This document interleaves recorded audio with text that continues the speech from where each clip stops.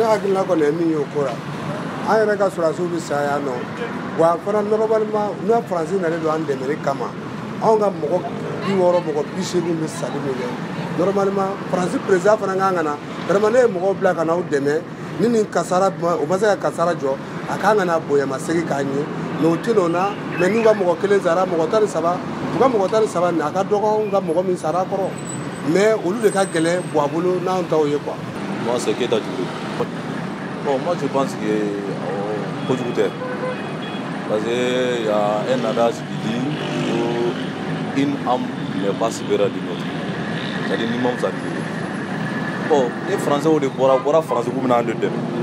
Bon, en réalité an ka kɛ o dɛmɛni don sa hali ni dɛmɛni tɛ o dɛmɛni don mais n'u sara an ka sɔli kɔni kan parce que j'ai appris qu'il a été invité par le président Macron. Donc on y invitera. Il vient donc on y a invitera, on y a tarot de là. C'est bien. Quel est le dame de Saint-Jean? On a un grand frère d'Adam Tala. À te donner. Fazagatan Sabadon Aera. Sinon pas mal de teneurs là. En pantalon de bœuf, ou en marquant le gâchis en l'air. Mais on m'a invité dans le tarot de là. Tandis qu'en tombé ça des centaines, à l'autre jour, il y a plus de combien de soldats qui sont décédés à Tamagok. Oh, au fond, on a eu Keneka. Donc, on a les bangato Keneka en Kata, France, là. Oh, on a dit à la donne.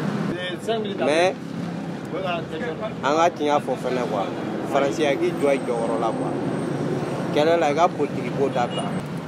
On a attrapé, beaucoup d'en a demandé, on a qu'elle est à jouer au lait. Donc, on a faamu ka kɛ min ye vraiment anw ka ko in a gɛlɛyalen don parce que a gɛlɛyalen don an ka faamaw tɛ ka tiɲɛ fɔ bon puis u dusukun yɛrɛ t'an fɛ yɛrɛ o ye ne hakilina ye.